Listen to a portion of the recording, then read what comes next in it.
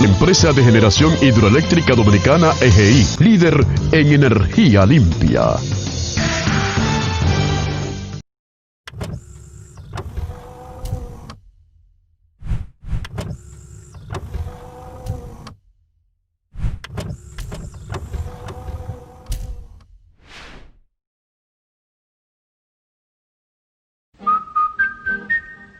Presentamos Prevención y Salud, un espacio dedicado a mejorar tu calidad de vida, con Julio César García y sus invitados de calidad. Señoras y señores de Prevención y Salud, segunda temporada. Esta noche tenemos a Leonardo Díaz García, con quien vamos a conversar respecto a un tema que preocupa a esta sociedad de hoy día. Es el tema de la violencia. ¿Qué tan violentos somos hoy día? ¿Qué tan violentos eran nuestros antepasados? ¿Cómo anda ese tema? No vamos a enfocarnos en esto de cuántas muertes van en el año, cuántos atracos van, ni mucho menos. Vamos a enfocarnos en ver la violencia como actividad del ser humano. Hay muchísimos estudios que sostienen diversas teorías respecto a esto. Pero pues vamos a conversar hoy con dos expertos. Primero, Leonardo Díaz García, que estará en esta primera parte. Y en la segunda parte, el doctor Ricardo Nieves, que también asumirá conversar sobre el tema de la violencia. Buenas noches, Leonardo Díaz García, y bienvenido a este tu espacio, Prevención y Salud. Me place saludarte a ti y a todos los distinguidos y distinguidas que te siguen. Gracias, gracias. Leonardo, a conversar sobre la violencia. El ser humano nació violento, era violento de siempre, lo creó Dios violento. ¿Qué es lo que ha pasado? El ser humano hoy día es más violento que el ser humano de la Edad Media. ¿Cómo estamos, Leonardo? La violencia ha sido un hilo conductor a través de toda la historia del Homo sapiens sapiens, pero cuando se han estudiado tribus de muy atrás, se sabe que hasta en una época la gente peleaba un poco parecido a cómo pelean los animales.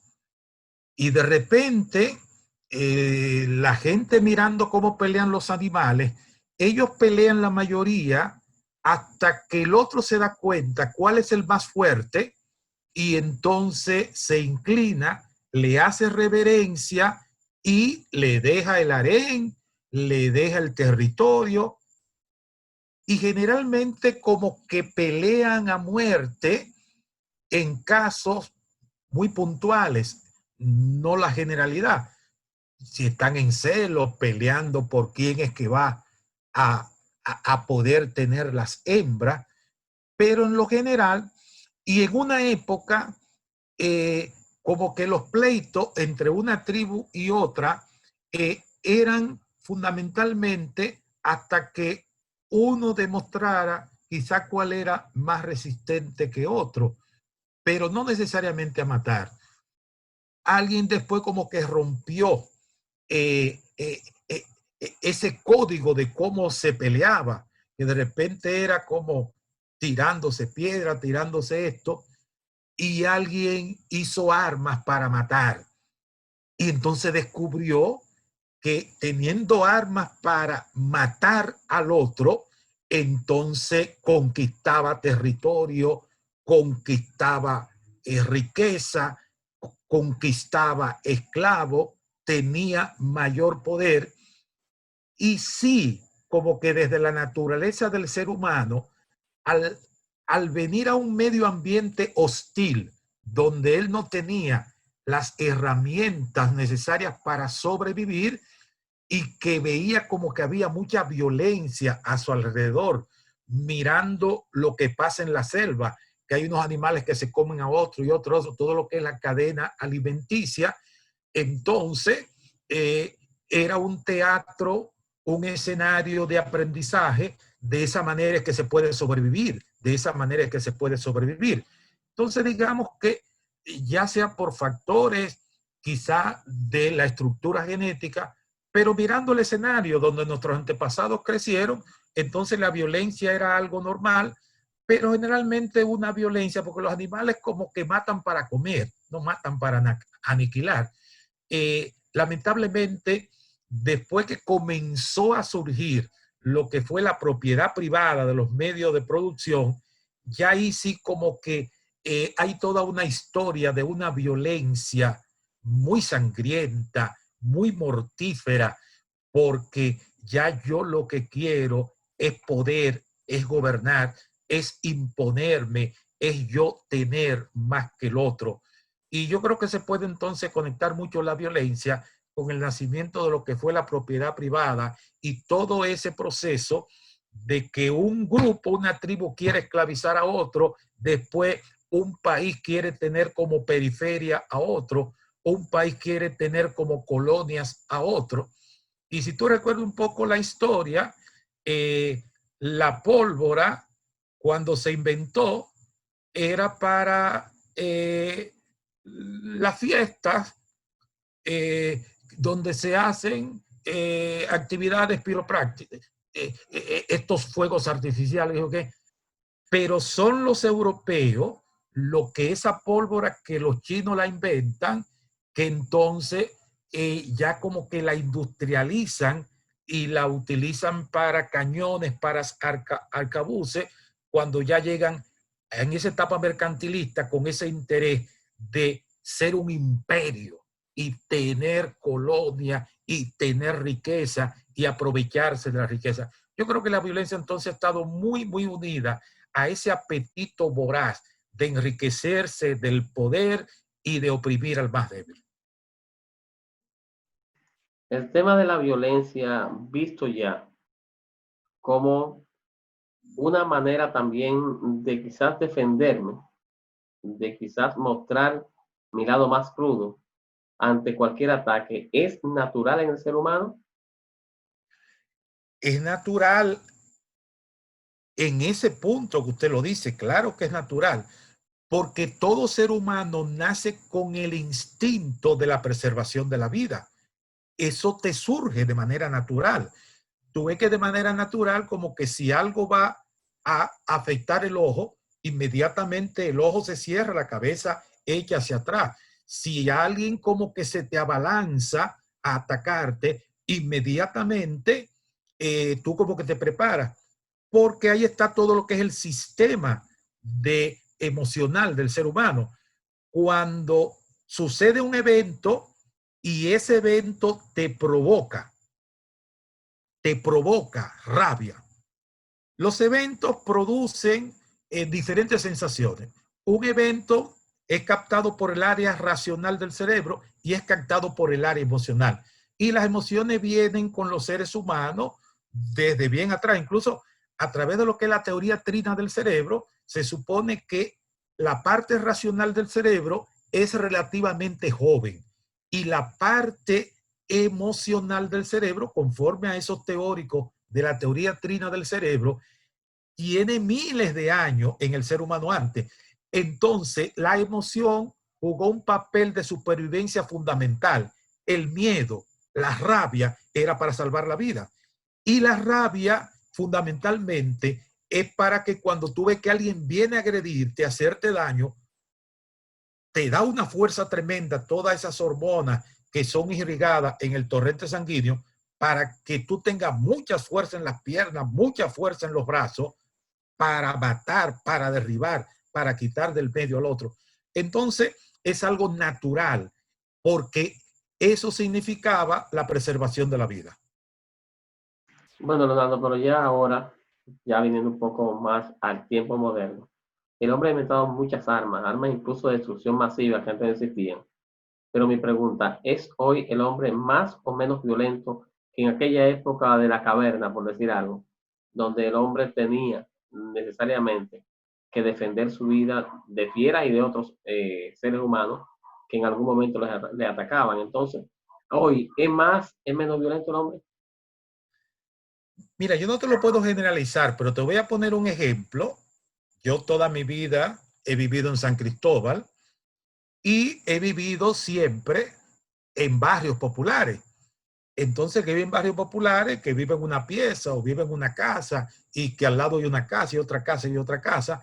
Entonces, yo sin duda, lo que es mi experiencia personal, hoy el hombre es menos abusador, agrede mucho menos a la mujer que en la época en que yo estaba en la primaria y la secundaria aquí en este pueblo.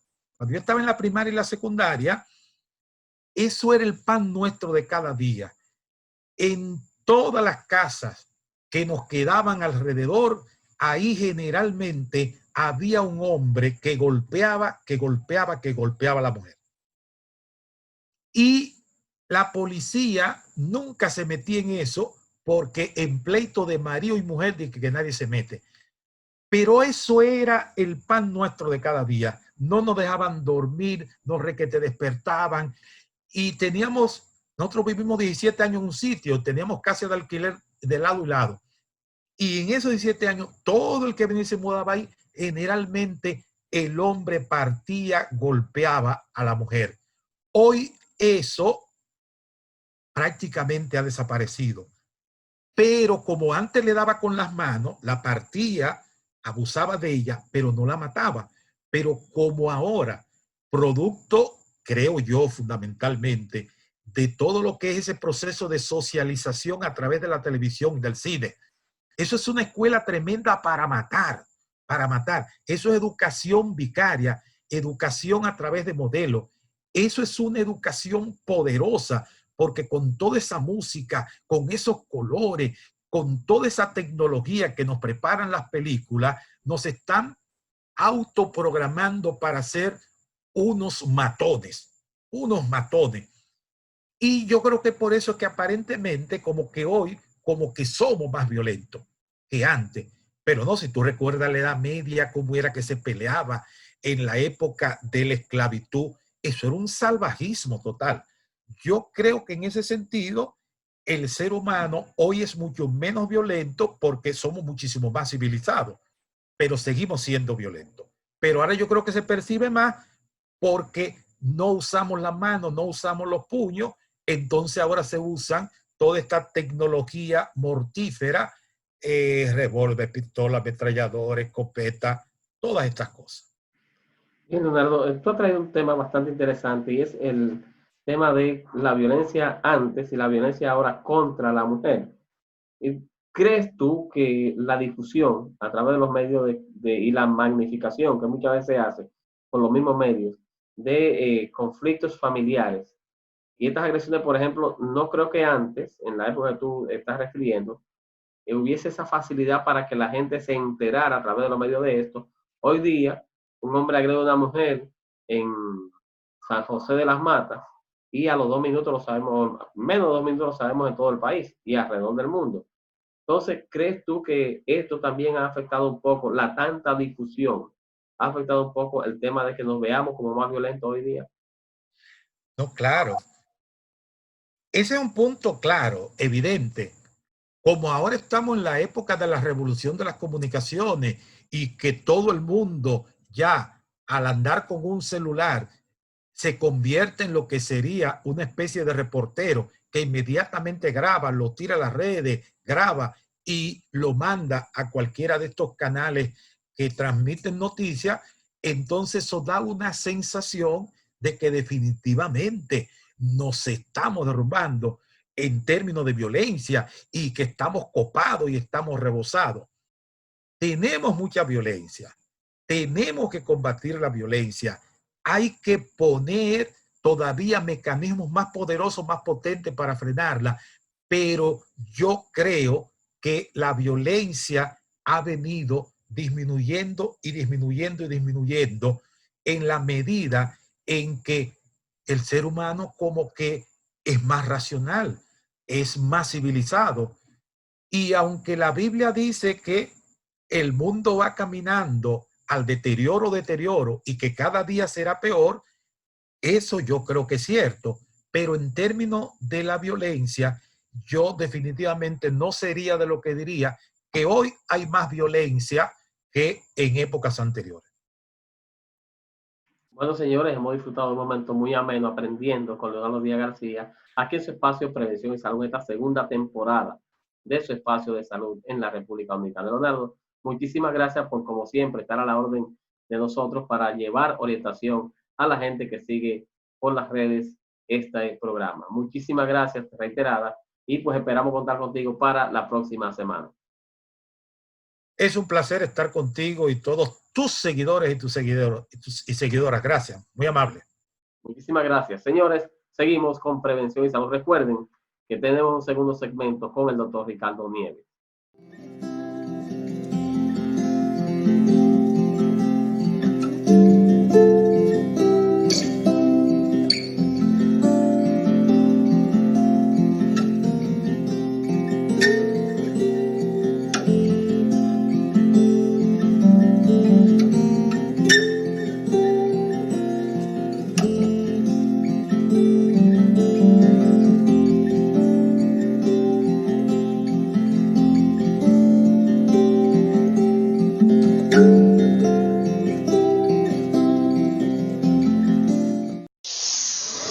Empresa de Generación Hidroeléctrica Dominicana EGI, líder en energía limpia.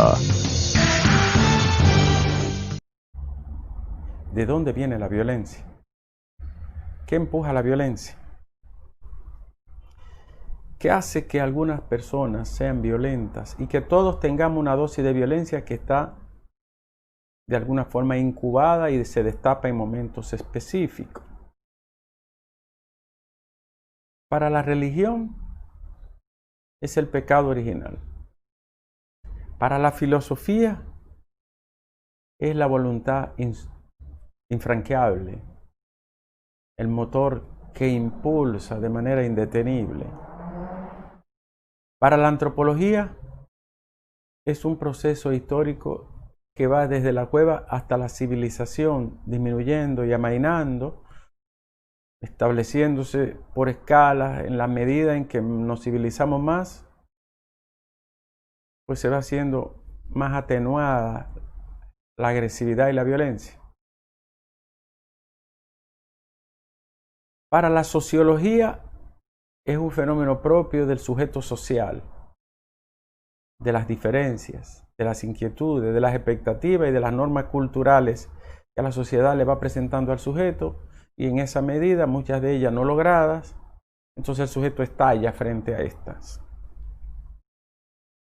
Para la psicología evolutiva, es un proceso biológico que está asentado en los primeros años de nuestra vida como familia humana, en la cueva, en la caverna, y que el viejo cerebro es estimulado como una especie de alarmas que posee y se encienden y a veces se desbordan, y entonces ese modelo de comportamiento se va aplanando en el tiempo en la medida que los factores de socialización y de humanización van interactuando para ir forjando un carácter menos violento, porque el temperamento histórico de herencia biológica, de condición hereditaria de los ancestros, viene de ancestros y prolegómenos que son violentos, y el cerebro viejo es el cerebro de las actitudes primarias, de las pulsiones primitivas. Para la neurociencia, para las neurociencias es una condición que ha sido indispensable para el desarrollo evolutivo del hombre, porque hay una serie de sustancias neuroreguladoras bioquímicas que interactúan en el cerebro,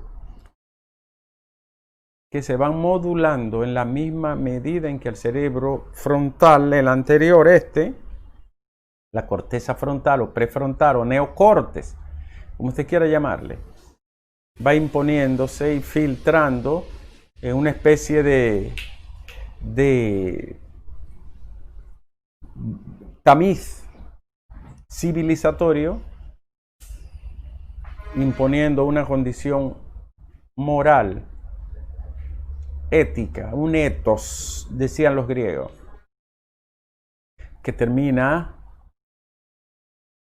apaciguando esas pulsiones de las que hablaba. Pero yo quiero hoy mostrarle el libro que le voy a recomendar esta semana. Para quien le interese saber mucho de la violencia, de la historia de la violencia, del proceso evolutivo, esta es una opinión muy calificada, pero una opinión científica. Esta es una perspectiva de un extraordinario investigador y científico, social, psicólogo, evolutivo, que tiene además una formación que se puede considerar fortificada. Es una formación humanística, académica, extremadamente gruesa. Estamos hablando de Steven Pinker. Aquí está, mírenlo aquí. No creo que yo le haya hablado antes de él. Los hemos tratado en Panorama Semanal, pero no aquí. Steven Pinker, y como ven lo rayé porque yo soy enfermo rayando. Los ángeles que llevamos dentro. Para él, pues es un enfoque del declive de la violencia y sus implicaciones. Para Pinker, cada vez somos menos violentos. Y yo le creo. Este hombre hace un recorrido fenomenológico, ¿no? De la violencia. Pero de una manera... una manera brillante de este abordaje. Habla de la memoria cultural pacífica, el pasado y los pálidos recuerdos que quedan de todos los episodios sangrientos que ha tenido la humanidad. Se han ido blanqueando poco a poco, pero hay muchos episodios sangrientos en el pasado. Dice que vivimos en una época excepcionalmente pacífica y nos parece como alucinatoria y obscena. Hay gente que cree que vivimos en una época muy violenta. No, esta es la época más pacífica de la historia de la humanidad. Cuando menos vida se destruye por la guerra, por la violencia grupal, por la violencia de un país sobre otro. Este ha sido el periodo más pacífico. Y Pinker lo sostiene con documentos, con datos y con estadísticas. Un mosquito en esta época mata más en África subsahariana y en Asia, mata más personas que todas las armas juntas de guerra. Y entonces, aquí habla de un extranjero llamado pasado.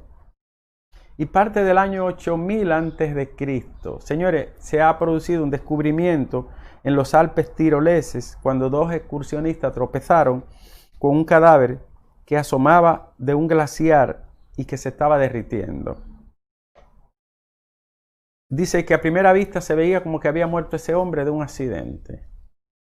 Pero al final, cuando se analiza de cerca y entran los científicos, los antropólogos forenses, los médicos, los arqueólogos, se dan cuenta que este hombre viene del período neolítico y que había vivido 5000 años. 5000 años. Pero no quiero alargar esta introducción, solo le estoy haciendo esta narrativa para que sepan que el llamado Ötzi o el hombre de hielo se descubrió cuando se hace el análisis completo, forénsico, ¿no?, de su anatomía que se había conservado por el frío, porque es un glaciar. Murió con una flecha en el hombro. Congelado, había sido asesinado. La policía científica del Neolítico sacó a la luz. Él habla de la policía científica del Neolítico de todas las evidencias que el cadáver va hablando. Tenía cortes no curados en la mano y herida en el pecho y en la cabeza. Y en el ADN se detectaba un rastro de sangre de otra persona, una de las cuales se encontró en la punta de la flecha que tenía Ötzi. O sea, le hirió a alguien también. Fue un pleito. Y de una tercera en el puñal, porque él tenía un puñal también. Había otra muestra de sangre que era diferente a las dos pruebas de ADN, tanto a la de Ötzi como a la otra persona. Oigan lo que llega a la ciencia, ¿no? Es una belleza. En fin, y una cuarta prueba de sangre en la capa. Le cayeron 4 o 3 a Ötzi, el hombre de hielo. se topó con una tribu vecina, es la conclusión. Y mató a un hombre con una flecha, la recuperó, le quitó la vida a otro hombre, volvió a recuperar la flecha, cargó a la espalda a un compañero herido y finalmente fue derribado por una flecha de uno de los enemigos que los atacó. Ötzi, con T, el hombre de hielo. Pinker hace muchos episodios narrativos así. Esto es para uno deleitarse. Claro, es un libro grande, monumental, y uno lo lee por partes. Yo lo busco por capítulo, no lo llevo en orden así, lineal, sino por capítulo. Déjame ver qué significa esto, qué significa aquello, porque tiene 1140 páginas. Pero le digo que de ahí ustedes se van a deleitar conociendo la historia de la humanidad. ¿Cuántos episodios de violencia hemos vivido? Por ejemplo, él dice, miren, hubo momentos que el mundo duró 30 años peleando. El mundo europeo, la guerra de los 30 años. Y ni hablar anterior a esto de Esparta y Grecia, la guerra del Peloponeso, las guerras púnicas entre los griegos y los persas. Eso fue una inmensidad. Y luego fueron 200 años. Y la guerra del Peloponeso, larguísima también, entre Esparta y Atenas. Y eso era muerto y muerto y muerto. Y finalmente la guerra de los 100 años, por ejemplo, en Europa. ¿Sabes lo que significa 100 años peleando? Los francos y los hermanos, principalmente, 100 años disputándose trono y peleando por pedazos de tierra, por una reina, por un ducado, por una religión. Siempre guerras religiosas. Y entonces, la guerra de los 30 años, que terminó en 1648, que es donde surge el Estado nacional moderno y se establecen las primeras fronteras en el mundo después de la caída, ¿no? del Imperio Romano en Oriente, 1453, 1452, que es el fin de la Edad Antigua, de la Edad Media más bien, de la Edad Media, perdón. Bueno, al final, entonces, ¿en qué concluimos con la violencia? El cerebro humano es cada vez menos violento porque es cada vez más entrenado, más civilizatorio y se imprimen en él menos rasgos de la violencia física a la que tanto tememos y que produce tanto daño. Pero hay una zona donde se produce la violencia en el cerebro y me voy ahora a centrar solo en la neurobiología, en la neurocriminología, sí. Así es. Los estudios del cerebro cada vez más avanzados con los aparatos, con las imágenes, por ejemplo, una resonancia magnética con positrones, una resonancia magnética con fotones. Es una cámara súper perfecta que puede ver miles de veces más que una cámara normal. Miles de veces. Y puede ver el cerebro trabajando, ¿no? En el momento que estamos pensando, actuando, queriendo, decidiendo. Señores, una de las miradas que hace Pinker a esa parte es cómo el cerebro humano ha ido forjándose, puliéndose cada vez para ser menos violento. Le voy a poner un ejemplo de la psicología tradicional. Cada vez los padres dan menos pelas violentas a los hijos. Casi a todos nosotros fuimos la última generación a la que le dieron pelas, sus pelas. Pero antes de nosotros eran unas verdaderas pelas. Y antes de los que estaban antes de nosotros eran castigos bestiales. Y si sigues hacia atrás, te va a encontrar que hubo un momento de la historia humana que los niños, por ejemplo, que eran hijos de esclavos o producto de un contubernio o producto de un...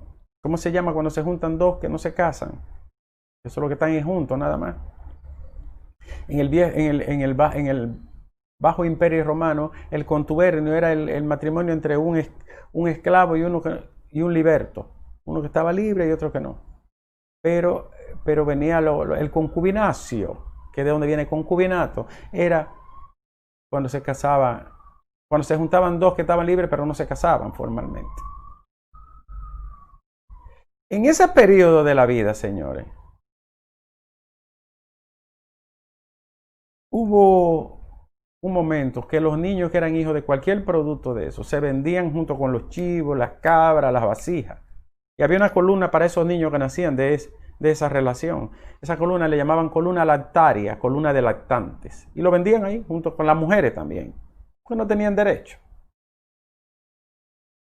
Y fuimos avanzando en el tiempo hasta que hemos reconocido los derechos de los niños. Todos hemos tenido que inventarlo artificialmente. Lo que le iba a decir del cerebro es que se ha encontrado que las personas que tienen menos oxitocina, menos empatía, son los que tienen la tendencia a ser más agresivos fácilmente. ¿Y dónde se produce la oxitocina? Ahí en la hipófisis.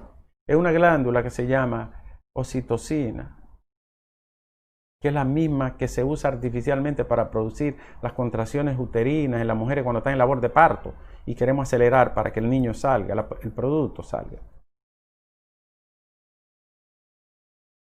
¿Y qué pasa entonces con los que tienen menos oxitocina? Son menos afectivos, menos sociables, menos empáticos. Vamos a decir en forma, entre comillas, menos humanos, en términos menos humanizantes. ¿Y quién tiene la oxitocina? Todas las especies que se arrastran y se mueven tienen oxitocina, desde una hormiga hasta un elefante. ¿Y cuál es la comunidad que muestra más empatía? Las hormigas. Las más empáticas, laboriosas, trabajan juntos, colaboran, son solidarias, una vigila, otra empuja, otra ayuda, se reparten el trabajo y lo que se consigue se lo comen entre todas. Y son las que menos se agreden una con otra, salvo algunas especies que por otras razones etológicas, eto quiere decir conducta de los animales, etología, conducta de las bestias, de los animales, de las aves, de los peces, de los insectos. En conclusión,